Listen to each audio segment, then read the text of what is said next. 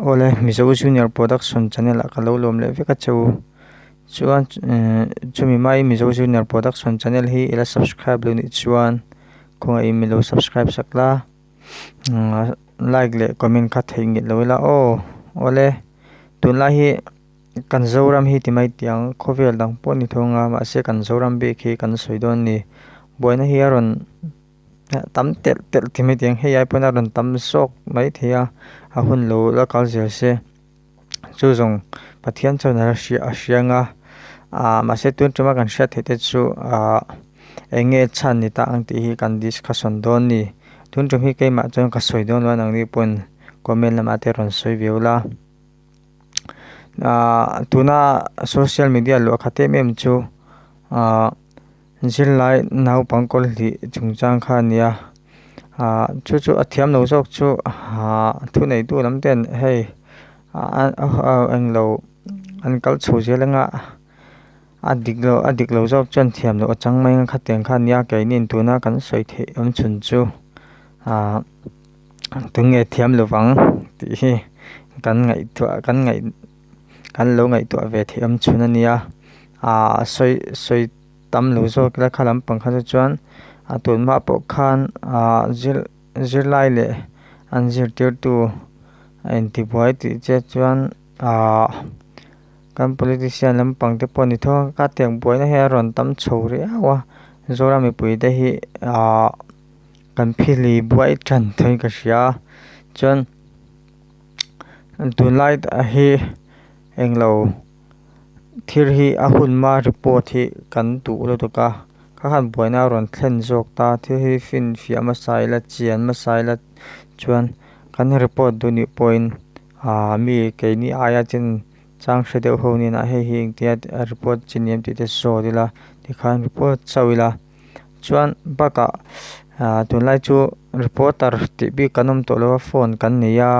smartphone kan nia video kan na te khan kan post thei vek to Facebook khoi ai mo te kan post thei to a ja te chu a that na po ma thalo na po ma akhar mi boina te ni ta se enter na an mani an post ma lo post chiam kha lo viral chiam kha chi lo wa kan tam po thil poi a thlen thei ta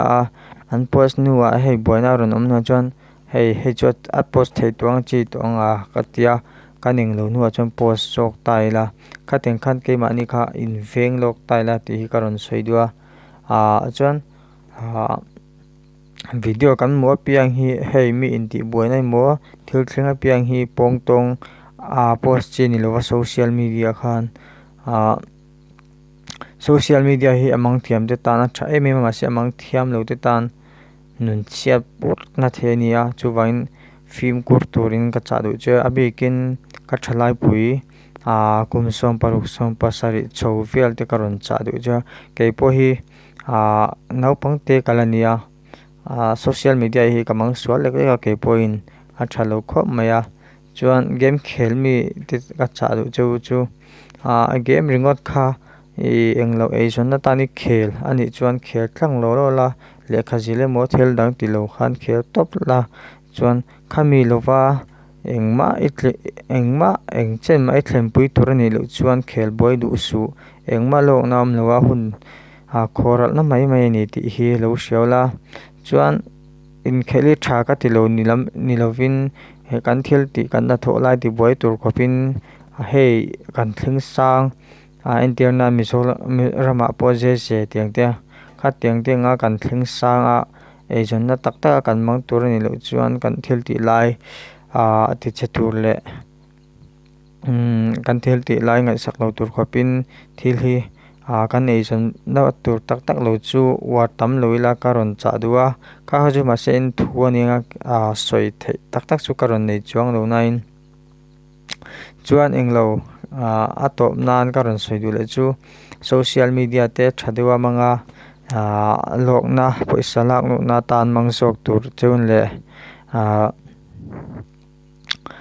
mi ta champui na lo mang sok tur in ka cha du cha chuan in vai in mutui vekule